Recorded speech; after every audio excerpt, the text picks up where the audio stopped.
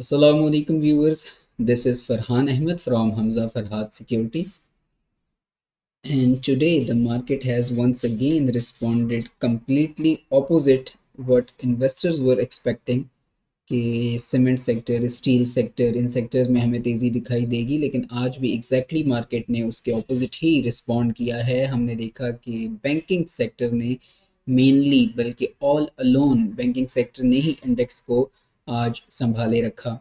Almost 800 points index में add हुए commercial banking की जानिब से, बट जो एक स्ट्रॉन्ग प्रॉफिट टेकिंग देखी गई वो सीमेंट सेक्टर में, फर्टिलाइज़र सेक्टर में, oil and gas exploration sector में, इन्वेस्टमेंट बैंकिंग सेक्टर में। इनकी वजह से इंडेक्स जब क्लोज हुआ तो इट हैज़ लॉस्ट 133 पॉइंट्स, जिसने इंडेक्स को 1,70,313 पॉइंट्स पर आज क्लोज किया है। ओवरऑल 43.5 करोड़ शेयर्स का कारोबार हुआ है, जिसकी मालियत तकरीबन 37.6 बिलियन रुपीस में बनती है। कमर्शियल बैंकिंग सेक्टर में mainly top of the list UBL था, जिसने 320 पॉइंट्स इंडेक्स में ऐड किए हैं। After that national bank, Habib bank, Askari bank, इन्होंने काफ़ी अच्छा परफॉर्म किया। Pharmaceutical sector was the second sector जिसने आफ्टर कमर्शियल बैंक इंडेक्स को कुछ कंट्रीब्यूट किया है। सो उसमें मेनली सर्ल जो था उसने ही अच्छी परफॉर्मेंस दी है, और ऑलमोस्ट 111 के करीब जो है सर्ल आज बंद हुआ है। बैंक ऑफ पंजाब ने भी आज काफ़ी अच्छी एक कंसोलिडेशन फेज अपना बनाया। मुझे कई जो है हमारे ऑफिशियल नंबर पर कुछ मैसेजेस आ रहे थे कि स्पेशली बीओपी के बारे में, कि tell us about BOP, how is it performing. So I thought कि मैं बीओपी का चार्ट ओपन करके इसमें कुछ बता देता हूँ। Just keep one thing in mind, this is not any sort of financial advice. We are just educating you what charts are saying as per our expertise, as per our knowledge.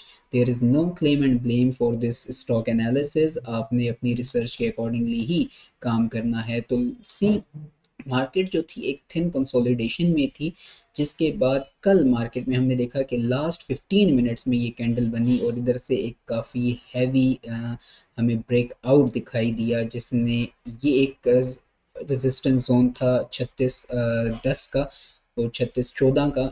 इसको market ने break किया, और न सिर्फ इसको break किया बल्कि जो सेकंड सपोर्ट रेजिस्टेंस थी अराउंड 37 के पास, मार्केट ने इसको भी ब्रेक किया। मैं अगर आपको लोअर टाइम फ्रेम में इसका बताऊं तो you will get a better understanding. Just hold on a second once the chart is open.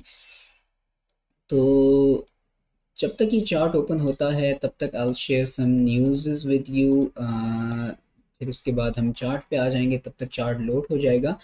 जो करंट अकाउंट है पाकिस्तान का, वो नवंबर के महीने में तकरीबन 10 करोड़ डॉलर्स यानी 100 मिलियन डॉलर्स के सरप्लस में रहा है। Very positive news. Another story is कि federal government is confused, is in catch 22 position. Catch 22 क्या होता है कि जिसमें आप दोनों साइड के जो भी फैसले करते हैं वो आपके लिए एक प्रॉब्लम बनाते हैं। So they are auctioning 5G telecom spectrum, और अब गवर्नमेंट इज़ कंफ्यूज कि इफ़ अगर ये हाई प्राइसेस पर इसको ऑप्शन करते हैं तो there might be few buyers और नो बायर्स, और अगर इसको ये लोअर रेट पे करते हैं तो that would create other political issues for the government. So the government is confuse for that the moment, but it is expected कि 2026 के फर्स्ट क्वार्टर में government is going to auction this telecom spectrum.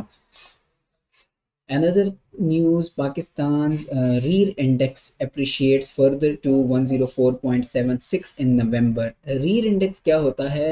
real index is कि पाकिस्तान की जो currency है उसको अब basket of currencies के साथ कंपेयर किया जाता है और उसका एक मवाजना किया जाता है। तो अकॉर्डिंग टू दैट इंडेक्स जो पाकिस्तानी रुपया है उसकी वैल्यू इंक्रीज हुई है। बेसिकली एक बेस लाइन होती है जो 100 पर स्टैंड करती है।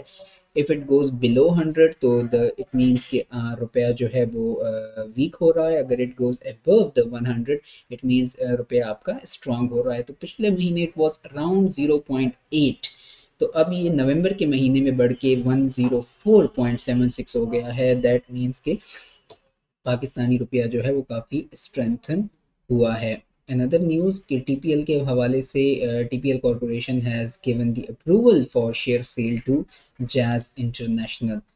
सो thank God the chart has been loaded. अब लोअर टाइम फ्रेम में अगर देखें तो मार्केट ने ये जो ब्रेकआउट दिया है, इस ब्रेकआउट के बाद आज पूरा दिन मार्केट कंसोलिडेट करती रही है।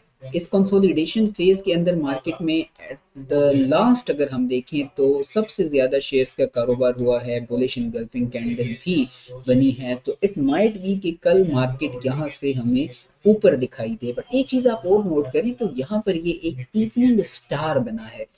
सो इट मीन्स अगर ये इवनिंग स्टार प्ले होता है और this candle acts as retest of evening star, तो it might be कि मार्केट हमें यहाँ से इस इवनिंग स्टार को रीटेस्ट करने के बाद इस सपोर्ट लेवल पर जाती दिखाई दे। और यहाँ से अगर हम मार्केट ने इस सपोर्ट को भी रिजेक्ट कर दिया तो this is very crucial support जो कि 36-30 का एरिया अराउंड बनती है। तो यहाँ से हम देख सकते हैं कि मार्केट इस कंसोलिडेशन फेज से सपोर्ट लेते हुए अगले लेवल जो हमारा 38.90 का लेवल है इस तक मार्केट हमें जाती दिखाई दे सकती है। सो अगर मार्केट यहाँ से भी हमें बाउंस करती दिखाई दे सकती है, मार्केट इस सपोर्ट जोन से भी आ सकती है और ये सपोर्ट जोन भी। तो I am not giving any kind of financial advice but all I am just saying is कि अगर व्हाट आई डू इज अगर मार्केट इस सपोर्ट जोन पे आती है तो हाफ बाइंग एंड इस सपोर्ट जोन पे आती है तो second buying. Stop loss would be around, basically अगर हम सेफ स्टॉप लॉस करें तो इट वुड बी अराउंड 32.5 और इनिशियली अगर डे ट्रेड के हवाले से करना है तो इट वुड बी अराउंड 34.90। सो ये आप लोगों की रिक्वेस्ट पर आज आए एनालाइज्ड इट। इंडेक्स में देखें तो आज हमें एक फ्लैटिश मार्केट दिखाई दी। इनडिसाइसिव कैंडल जो है वो आज बनी है। सो लेट्स सी कि मार्केट इस पे कैसे रिस्पॉन्ड करती है। I think I have took enough time. So इंशाल्लाह कल आपसे मुलाकात होगी। अपना ख्याल रखिएगा, तब तक अल्लाह हाफिज़।